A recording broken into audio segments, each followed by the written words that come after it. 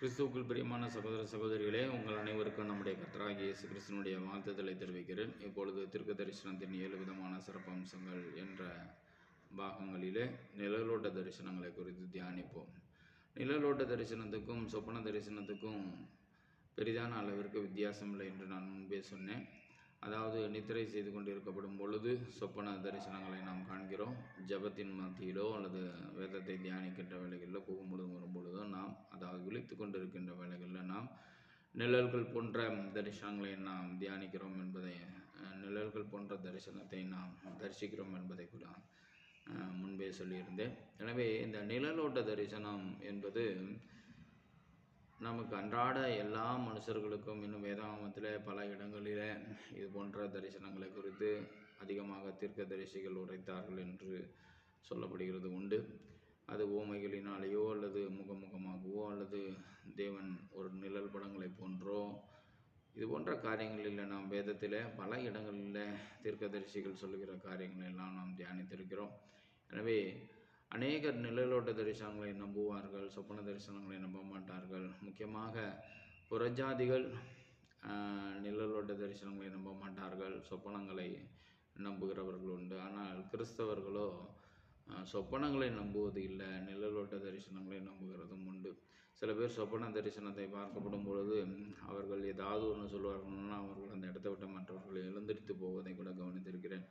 எனவே நிழலோட்டமும் சொப்பன தரிசனங்களும் இரண்டும் ஒரே பாதையில் நடக்கின்ற ஒரு சம்பவமாக இருக்கிறது.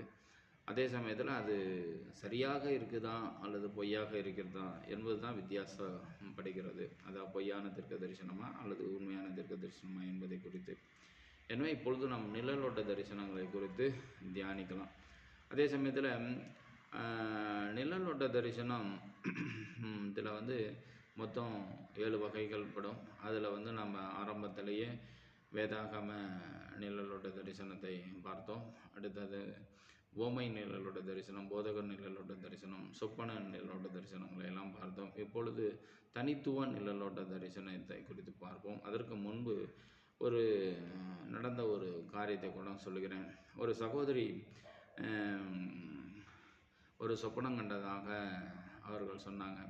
அதாவது என்னன்னாக்கா, என்னுடைய சொப்பனங்களில் ஒரு நட்சத்திரங்கள் என் மேல் அமர்ந்து என்னுடைய முகம் என்னுடைய சரீரம் முழுவதுமாக பிரகாசித்தது. என் கணவனோ அந்த இடத்துல இல்லை என்று சொன்னாங்க. அடுத்த முறை சொப்பனங்களில் என்னுடைய கணவனை ஒரு வீட்டிற்கு நான் கூட்டிகிட்டு போகப்படும் பொழுது அந்த வீட்டில் என்னை வரவேற்றார்கள். ஆனால் என் கணவனையோ வரவேற்கவில்லை, அவரை அந்த வீட்டிற்குள் சேர்க்கவில்லை என்று ஒரு கனவு கண்டதாக சொன்னாங்க. அடுத்ததாக ஒரு முதியவர் எனக்கு ஒரு வெண்வஸ்திரம் கொடுத்தார், என் கணவனுக்கு ஒன்றும் தரவில்லை என்று இந்த 3 விதமான சொப்பனங்களை வெவ்வேறு நாட்களில் அவர்கள் சொன்னார்கள். அப்பொழுது அவர்களுக்கு ஒரு எண்ணம் என்னன்னாக்கா, பரலோகத்தில் நான் சேர்க்கப்படுவேன், என்னுடைய கணவன் அவர் சேர்க்கப்படுவதில்லை என்ற ஒரு எண்ணங்கள் அவர்களுக்குள்ளாக இருந்திருக்கலாம். எனவே அவர்கள் சொல்லப்படும் பொழுது அவர்களுக்கு அது ஒரு சந்தோஷமான ஒரு நிலையை நான் பார்த்தேன். அப்படின்னா தாம் பரலோகத்துக்கு செல்கிறதை சந்தோஷமாகவும் தன்னுடைய கணவன் பரலோகத்துக்கு என்னோடு கூட வருவதில்லை என்ற ஒரு எண்ணங்கள் அவர்களுக்கு அது ஒரு துக்கமாக இல்லை. அதை குறித்து அவர்கள் யோசிக்கவே இல்லை. நான் என்ன சொல்ல வரேன்னாக்கா, ஒரு கணவன் ரட்சிக்கப்படுவதற்கு அவர்களுடைய உறவினர்களாகிய மனைவியோ பிள்ளைகளோ இருப்பது அவசியம். ஒரு குடும்பத்தில் ஒருத்தங்க மாத்திரம் ரட்சிக்கப்பட்டாக்க போதும் என்று நினைக்கக்கூடாது. அந்த குடும்பமே ரட்சிக்கப்படுவதற்கு சரியான பிரயாசங்கள் எடுப்பது தான் உண்மையான கிறிஸ்தவ வாழ்க்கை. எனவே கணவனோ மனைவியோ பிள்ளைகளோ ஒருத்தங்க ரட்சிக்கப்பட்டுட்டாங்க, மற்றவர்கள் ரட்சிக்கப்படுவதற்கு எதுவான ஒரு பிரயாசங்கள் அவசியம். இந்த இடத்துல அந்த சகோதரி தன்னுடைய கணவன் ரட்சிக்கப்படுவதற்கு போதுமான பிரயாசம் எடுக்கவில்லை என்று தோன்கிறது.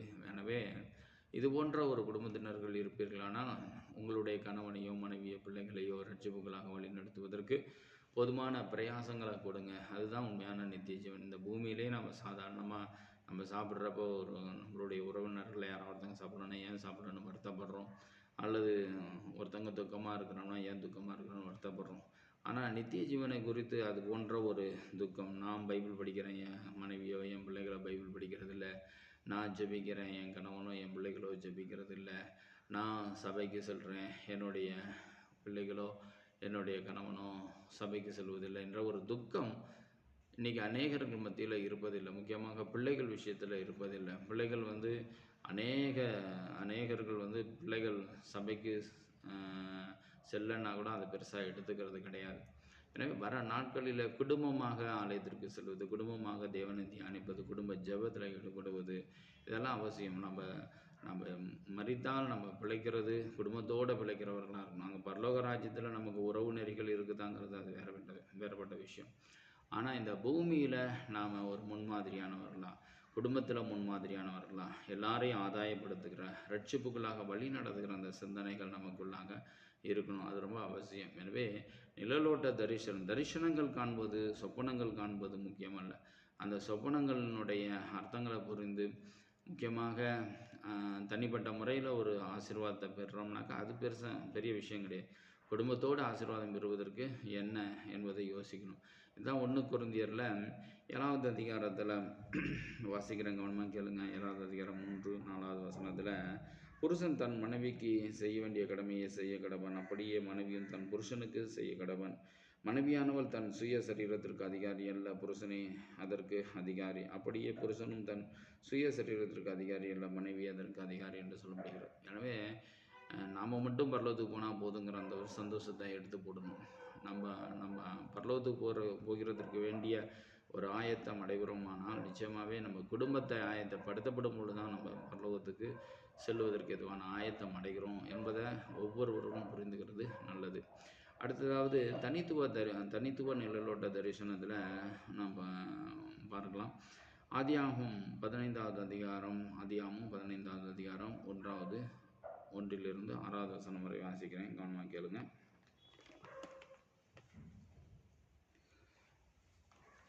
இந்த காரியம் நடந்த பின்பு கர்த்தருடைய வார்த்தை ஆபிரகாமுக்கு தரிசனத்தில் உண்டாகி, அவர், ஆபிரகாமே, நீ பயப்படாதே, நான் உனக்கு கேடகமும் உனக்கு மகா பெரிய பலனுமாயிருக்கிறேன் என்றார். அதற்கு ஆபிரகாம், கர்த்தராகிய ஆண்டவரே, அடியனுக்கு என்ன தருவீர்? நான் பிள்ளை இல்லாமல் இருக்கிறேனே. தமஸ்கு ஊரானாகிய இந்த எலியேசர் என் வீட்டு விசாரணைக்காரனாய் இருக்கிறானே என்றான். பின்னும் ஆபிரகாம், தேவரீர் எனக்கு புத்திர சந்தானம் அருளவில்லை. இதோ என் வீட்டிலே பிறந்த பிள்ளை எனக்கு சுதந்திரவாளியாய் இருக்கிறான் என்றான். அப்பொழுது கர்த்தருடைய வார்த்தை அவனுக்கு உண்டாகி, இவன் உனக்கு சுதந்திரவாளி அல்ல, உன் கர்ப்ப பிறப்பாய் இருப்பவனே உனக்கு சுதந்திரவாளியாமான் என்று சொல்லி, அவர் அவனை வெளியே அழைத்து, நீ வானத்தை அண்ணாந்து பார், நட்சத்திரத்திலே என்ன உன்னாலே கொடுமானால் அவைகளை எண்ணு என்று சொல்லி, பின்பு அவனை நோக்கி, உன் சந்ததி வண்ணமாய் இருக்கும் என்றார். அவன் கர்த்தரை விசுவாசித்தான், அதை அவர் அவனுக்கு நீதியாக எண்ணினார் என்பதே ஆமென். இந்த இடத்துல ஒரு தனித்துவ நிழலோட்ட தரிசனத்தை குறித்து நாம் தியானித்தோம். எனவே இது ஒரு தனி நபராகிய ஆபிரகாமுக்கு தேவனால் கொடுக்கப்பட்ட ஒரு தரிசனமாக இருக்கிறது. அவர் இந்த வேளைகளில் ஒரு நிழலாக தேவன் அவனை, அந்த ஆபிரகாமை வழிநடத்தி அவனுக்கு ஒரு உவமையை கொடுத்து அதை பார்த்து அதிலிருந்து அவன் ஒரு தரிசனத்தை உணர்கிறான். அதிலிருந்து இது ஒரு ஆசீர்வாதமான ஒரு தரிசனமாக இருக்கிறது. எனவே இதுபோன்று தேவன் நம்ம மத்தியிலும் வெளிப்படுவாரானால் இது ஒரு தனித்துவ நிழலோட்ட தரிசனம் என்று சொல்லலாம். அடுத்ததாவது தேவ வார்த்தையின் நிழலோட்ட தரிசனம் என்பதை குறித்து தியானிப்போம். மத்தேயு 3வது அதிகாரம் 16வது வசனத்தில் தேவன் இயேசுசாமி ஞானஸ்நானம் எடுக்கின்ற அந்த வேளைகளில் தேவ ஆவியானவர் புறாவை போல் இறங்கி வானத்திலிருந்து ஒரு சத்தம் உண்டாகும். அந்த சத்தம், இவர் என் நேசகுமாரன், இவரில் நான் பிரியமாக இருக்கிறேன் என்று சொல்லப்பட்டிருக்கும். எனவே இது ஒரு தேவ வார்த்தையானது வானத்திலிருந்து ஒரு சத்தம் உண்டாகி அந்த வார்த்தையானது அங்கே இருக்கிறவர்கள் எல்லாருக்கும் துணிக்கும். அப்பொழுது இது ஒரு தரிசனமாக காணப்படுகிறது. இவர் ஒரு தேவனால் பிறக்கப்பட்ட, அங்கீகாரம் பண்ணப்பட்ட ஒரு தேவகுமாரன் என்பதை அநேகர்களுக்கு அந்த இடத்துல வெளிப்பட்டிருக்கும். முக்கியமாக இது யோவானுக்கு அது பிரயோஜனமாக இருக்கும். ஏனென்றால் ஞானஸ்நானம் அவர் கொடுக்கின்ற ஒரு நோக்கமே, யாரிடத்தில் பரிசுத்த ஆவியானவர் புறாவை போல இறங்கி வருகிறாரோ அவர்தான் தேவகுமாரன் என்பதை தேவன் யோவான் ஸ்நானனுக்கு ஆரம்பத்திலே வெளிப்படுத்தி இருந்திருப்பார். எனவே இவருக்கு ஞானஸ்நானம் கொடுப்பதற்காகவே அவர் அனுப்பப்பட்டவராக இயேசுக்கு ஞானஸ்நானம் கொடுப்பதற்காகவே, தேவகுமாரனுக்கு ஞானஸ்நானம் கொடுப்பதற்காகவே யோவான் ஸ்நானகன் அனுப்பப்பட்டவராக இருப்பார் என்பதை குறித்து கூட நாம் இதில் புரிந்து கொள்ள முடியும். எனவே இதை குறித்து நாம் படிக்கலாம். மத்தேயு 3வது அதிகாரம் 16-17 வசனம். இயேசு ஞானஸ்நானம் பெற்று ஜலத்திலிருந்து கரையேறின உடனே இதோ வானம் அவருக்கு திறக்கப்பட்டது. தேவ ஆவி புறாவை போல் இறங்கி தம்மேல் வருகிறதை கண்டார்கள். அன்றியும் வானத்திலிருந்து ஒரு சத்தம் உண்டாகி, இவர் என்னுடைய நேசகுமாரன், இவரில் நான் பிரியமாய் இருக்கிறேன் என்று உரைத்தது. ஆமென். இதே போன்று 1 சாமுவேலில் 3வது அதிகாரம் 9வது வசனம் 9வது வசனத்திலிருந்து 14வது வசனம் வரை கூட இது போன்ற ஒரு தேவ வார்த்தையின் நிழலோட்ட தரிசனம் நாம் பார்க்க முடியும். 9வது வசனத்திலிருந்து வாசிக்கிறேங்க, கேளுங்க. சாமுவேலை நோக்கி, நீ போய் படுத்துக்கொள், உன்னை கூப்பிட்டால் அப்பொழுது நீ கர்த்தாவே சொல்லும், அடியேன் கேட்கிறேன் என்று சொல் என்றான். சாமுவேல் போய் தன்னுடைய ஸ்தானத்தில் படுத்து கொண்டான். அப்பொழுது கர்த்தர் வந்து நின்று முன்போல சாமுவேலே சாமுவேலே என்று கூப்பிட்டார். அதற்கு சாமுவேல் சொல்லும், அடியேன் கேட்கிறேன் என்றான். கர்த்தர் சாமுவேலை நோக்கி, இதோ நான் இஸ்ரவேலின் ஒரு காரியத்தை செய்வேன், அதை கேட்கிற ஒவ்வொருவனுடைய 2 காதுகளிலும் அது தொனித்து கொண்டிருக்கும். நான் ஏலியின் குடும்பத்திற்கு விரோதமாக சொன்ன யாவையும் அவன் மேல் அந்நாளில் வரப்பண்ணுவேன்.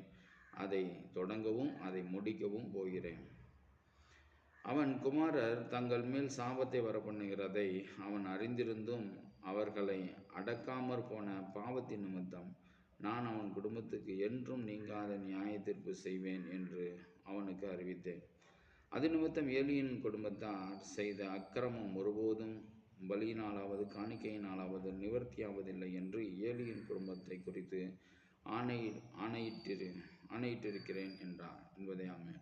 இப்போ இந்த இடத்துல தேவனாகிய கர்த்தர் இந்த சாமுவேலுக்கு தரிசனமாக, நிழலோட்ட தரிசனமாக தேவன் இந்த இடத்துல தேவ வார்த்தையை வெளிப்படுத்தியிருப்பார். எனவே இது ஒரு தேவ வார்த்தையின் நிழலோட்ட தரிசனமாக இருக்கிறது. இந்த இடத்துல ஆக்சுவலாக ஏலியினுடைய மகன் பிணைகாஸ் ஒப்னி என்பவர்கள் அவர்கள் தேவனுக்கு விரோதமாக பல முறைகள் பாவங்கள் செய்து கொண்டிருப்பார்கள். அதை குறித்து தேவன் அந்த இடத்துல அது நிமித்தமாக தேவன் அவர்களுக்கு ஒரு சாபமான காரியங்களை கொடுக்க போவதாக சாமுவேல் இடத்துல சொல்லியிருப்பார். இதை குறித்து தான் நம்ம இப்பொழுது படித்தோம். எனவே இது ஒரு தேவ வார்த்தையின் நிழலோட்ட தரிசனமாக காணப்படுகிறது. அடுத்ததாவது முகமுகமான நிழலோட்ட தரிசனத்தை குறித்து பார்க்கலாம். ஆதியாகமம் 4வது அதிகாரம் 6-7 வசனத்திலே காயின் ஆபேலை குறித்து சொல்லப்படுகிறது. காயின் தேவனுக்கு விரோதமாக பலி செலுத்துவதினால், காணிக்கை கொடுப்பதிலிருந்து தேவன் அதை அருவருக்கிறார் என்பதை அவனிடத்தில் ஒரு ஆலோசனையாக சொல்லியிருப்பார். நீ நன்மை செய்தால் உனக்கு மேன்மை இல்லையா என்பதை குறித்து சொல்லியிருப்பார். எனவே நீ உகந்த ஒரு காணிக்கையை கொடு, அப்பொழுது நான் உன்னை ஆசீர்வதிக்கிறேன். நீ உகந்த காணிக்கையை கொடுக்காம அருவருக்கிற காணிக்கையை கொடுக்குற, அதாவது ஒரு மன விருப்பத்தின் பிரகாரம் கொடுப்பதில்லை என்பதை குறித்து சுட்டி காண்பித்து தரிசனமாக இந்த இடத்துல வெளிப்படுத்தியிருப்பார். இதை குறித்து 4வது அதிகாரம் 6-7 படிக்கிறேங்க, நம்ம கேளுங்க. அப்பொழுது கர்த்தர் காயினை நோக்கி, உனக்கு ஏன் எரிச்சல் உண்டாயிற்று? உன் முகநாடி ஏன் வேறுபட்டது? நீ நன்மை செய்தால் மேன்மை இல்லையோ? நீ நன்மை செய்யாதிருந்தால் பாவம் வாசற்படியில் படுத்திருக்கும். அவன் ஆசை உன்னை பற்றியிருக்கும், நீ அவனை ஆண்டுகொள்வாய் என்றார். எனவே தேவன் அவன் மேல் விருப்பமில்லாததை கண்டு, அவனை ஆசீர்வதிக்காததை கண்டு, அவனுக்கு ஒரு முகம், ஒரு வேறுபட்ட ஒரு முகமாக, அப்படின்னா தேவனுக்கு விரோதமான ஒரு குணங்களிலே காணப்பட்டிருப்பான். அதை குறித்து தேவன் அவனுக்கு ஆலோசனையாக இந்த இடத்துல சொல்லியிருப்பார். எனவே இது ஒரு தேவ முகமுகமான நிழலோட்ட தரிசனமாக காணப்படுகிறது. எனவே நிழலோட்ட தரிசனங்களை குறித்து நாம் தியானித்தோம். அடுத்ததாக தேவ வார்த்தையின் தரிசனம் என்பதை குறித்து தியானிப்போம். தேவன் தாமே ஆசீர்வதிப்பாராக. ஆமென்.